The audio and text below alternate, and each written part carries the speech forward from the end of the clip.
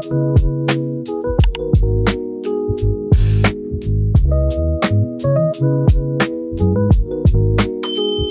everyone, how are you? Welcome to my vlog again. Thank you so much friends that is मेरो पुरानो vlogहरु हेर्नु भयो, साथ दिनु भयो. सबैजनालाई thank you so much. अहिले चाहिँ मेरो रातिको 8 बजिसकेको छ. So म चाहिँ अहिले के प्रोसेसमा छु भने सरी फ्रेन्ड्स, म बिग बस हेरिरहेको थिए, त्यही भएर अलिकति साउन्ड चाहिँ आयो होला. Sorry for that. अनि म चाहिँ अर्सा रोटी बनाउन जाँदै छु. यो चाहिँ मैले पहिला एकचोटी ट्राई गरेको तर बनेन. सो अहिले पनि मलाई होप त छैन यो बन्छ भनेर, तर पनि मैले थोरै आज टिप्सहरु चाहिँ मेरो सासु मम्मीसँग लिएँ र थोरै मैले युट्युबहरुमा हेरेर चाहिँ ट्राई गर्न जाँदै छु. आई डोन्ट नो कस्तो बन्छ होला भनेर, तर पनि आई होप कि राम्रो बनोस्. बनेन भने पनि ठिकै छ, मैले आफ्नो चाहिँ ट्राई गरे भन्ने हुन्छ. तर बन्यो भने चाहिँ मैले चाहिँ खान पाउँछु. मलाई किन भन्दा एकदम त्यो रोटी चाहिँ एकदम मन पर्छ मलाई. फेस्टिभलहरुमा फेरि त्यस्तै नै हो, अब त्यो खाइन्थ्यो नि त, त्यही भएर अलिकति त्यो खान चाहिँ त्यो आफै भित्रबाट क्रेभिङ चाहिँ आउँदो रहेछ, त्यसैले हो. तर पनि ठिक छ, म ट्राई गर्न जाँदै छु.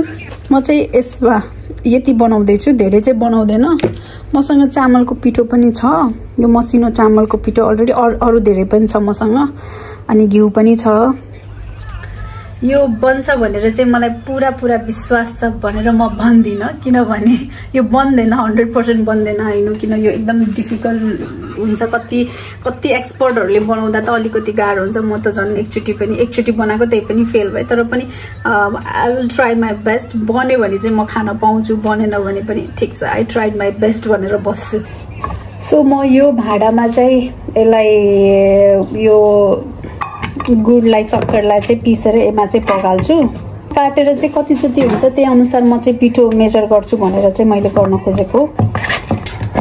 अब यो खै अब नेपालको जस्तो कस्तो हो मलाई त थाहा छैन, अब तर पनि म बनाउँदैछु.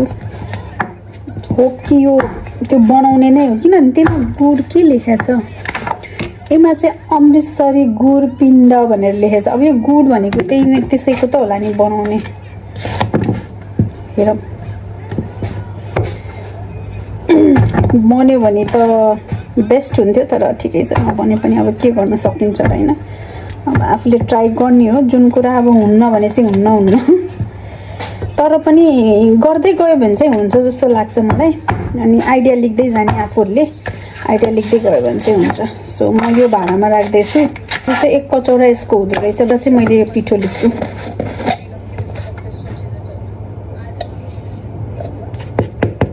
मसँग यो पिठो छ, चामलको पिठो चाहिँ मसँग. म हजुरहरूलाई रेसिपी बताउन चाहिँ लागेको होइन, किन भन्दा मलाई रेसिपी मलाई पनि राम्रोसँग आउँदैन. म नि त्यही युट्युबहरुमा सिकेको हो, त्यो त्यति राम्रोसँग चाहिँ आउँदैन मलाई नि.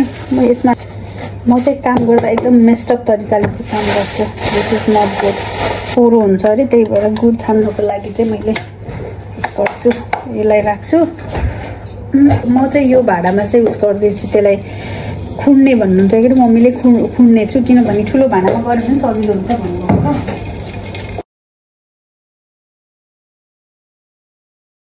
सो मेरो सक्कर चाहिँ पाक्दैछ. पाक्दै भन्नाले यसलाई पगाल्दैछु मैले. यसलाई चाहिँ मजाले पगाल्न पर्छ अरे.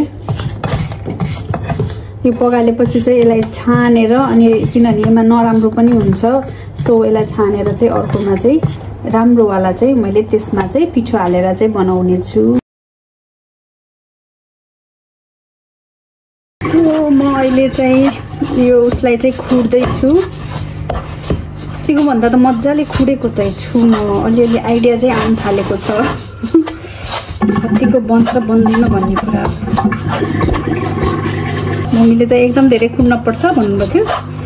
ठुलो भाँडामा खुडेको हो, खुडेर अलिकति राम्रो भइदिए त हुन्थ्यो खान लायकको. बन्यो भने त म बनाएकै गर्छु यसलाई. अलि यहाँ मेरो टेबल चाहिँ मेस्टअप छ. म चाहिँ अलिकति सेलाउनलाई चाहिँ राखिदिन्छु, किनभने अलि धेरै नै तातो हो. यतिको तातो त म गर्न सक्दिनँ. तातोमै गर्नुपर्छ भन्नुभएको थियो मम्मी, बट यो अलि धेरै नै तातो हो जस्तो. यसलाई एकैछिन त राखिन्जेलसम्म तेल पनि हालेर म तेल बसाल्दै गर्छु. सो मेरो यस्तो भएको छ खुडेर. अब हेरौँ कस्तो हुन्छ। तो साथीहरू म फेरि चाहिँ म यो भिडियो एड गर्दैछु। मैले चाहिँ त्यतिखेर रोटी बनाएको थिएँ अनि मेरो रोटी चाहिँ पुरै फ्लप भइसकेको थियो एज मैले भनिसकेको थिएँ यो बन्दैन भनेर, तर पनि मैले ट्राई गरेँ तर बनेन। सो अब त्यो देखाउन पनि मलाई चाहिँ एकदम लाज लाग्यो, त्यही भएर मैले त्यो लाज पनि प्लस मेरो मुड अफ पनि भइसकेको थियो। सो मैले त्यो देखाएन र भिडियो पनि बनाएन। आज चाहिँ म काममा आएको थिएँ अनि काममा आउँदाखेरि मेरो चाहिँ भिजिटको ग्याप भएको भएर चाहिँ यतिकै 1 घन्टा चाहिँ ग्याप थियो अनि यतिकै पार्कमा बसिरहेको थिएँ अनि त्यो पार्कमा त्यो भ्यूहरू हेर्दाखेरि चाहिँ मलाई एकदम रमाइलो लागिरहेको थियो। सोचेँ हजुरहरूसँग पनि सेयर गर्छु भनेर, तपाईँहरूले पनि हेरेर चाहिँ इन्जोय गर्नु होला। साथीहरू मलाई यो फोन चाहिँ हजुरहरूलाई देखाउन मन लाग्यो, कति राम्रो फोन छ अनि आज चाहिँ एकदम राम्रो घाम पनि लागेको छ अनि यहाँ डकलिनहरू पनि छन्। सो क्युट डगहरू यहाँ खेलिरहेको छन्। So nice. यो चाहिँ बान्स एरिया हो र यहाँ चाहिँ एकदम ठुलो पार्क छ। सो म हजुरहरूलाई यो पार्क देखाउन जाँदैछु साथीहरू। एकदम राम्रो ठाउँ छ बस्ने ठाउँहरू।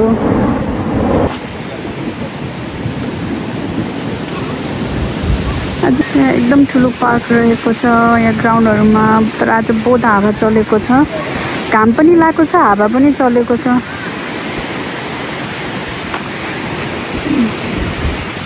चाहिँ बिचमा बस्नको लागि बेन्चहरू पनि छ जहाँ मान्छेहरू आएर हैन बसेर रेस्ट गर्न पनि सक्छन्। अनि यहाँ घाम पनि लागेको छ बेला बेलामा, तर घाम सँगसँगै यहाँ एकदम हावा पनि चलेको छ।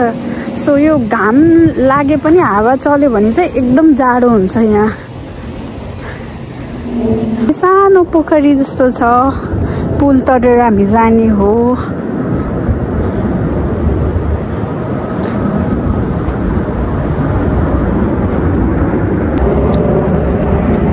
र यता यस्तो छ अनि यताबाट चाहिँ यता जाने बाटो हो, बट म चाहिँ यता जाँदिनँ, म यता जान्छु। म यो बाटो चाहिँ यो एकदम ठुलो पार्क छ, यहाँबाट एक राउन्ड लगाएर चाहिँ उताबाट निस्किन्छु म। अघि उता म चाहिँ उता पोन्ड हजुरलाई देखाएको त्यता साइडमा हो, त्यहाँबाट घुमेर म यहाँबाट हुँदै अब उता मेन रोडतिर निस्किन्छु जहाँ चाहिँ मलाई अब नेक्स्ट भिजिटमा जानुपर्ने छ। जस्ट मसँग बिचमा ग्याप थियो 1 घन्टा जति अनि म यहाँ यतिकै बसिरहेको थिएँ अनि एकदम राम्रो भ्यू आएको भएर चाहिँ अनि तपाईँहरूलाई सेयर गरौँ भनेर हो। एकदम ठुलो पार्क छ यहाँ अनि यो पातहरू चाहिँ ओहो कति राम्रो देखिन्छ। अब यो चाहिँ पातहरू झर्छ त्यही भएर चाहिँ पुरै यहाँ प्यालो भएको छ र हावा चाहिँ एकदम जोसित लागेको छ। सो ऊ त्यो साइडबाट चाहिँ आएको थिएँ, अब म यहाँबाट हुँदै चाहिँ यहाँबाट चाहिँ म मेन रोडतिर निस्किन्छु। एकदम ठुलो पार्क छ, अघि पोन्ड भएको चाहिँ उताको साइडमा त्यताको साइडमा पोन्ड भएको चाहिँ यहाँबाट चाहिँ त्यो पोन्ड यो चाहिँ पछाडिको भाग हो अनि उता अगाडितिर चाहिँ अगाडिको भाग छ। सो यो चाहिँ एकदम ठुलो छ, यहाँ बिचमा छ अनि त्यसपछि फेरि यता पनि सानो पार्क छ। ओ यहाँ त फ्रग पो रहेछ, म त कहिले देखेकै थिएन, ख्याल गरेको थिएन। यहाँ पनि बेन्चहरू छ। यहाँ चाहिँ ठाउँहरूमा चाहिँ यस्तो पार्कहरू चाहिँ भइरहेको हुन्छ। म एकछिन बस्छु।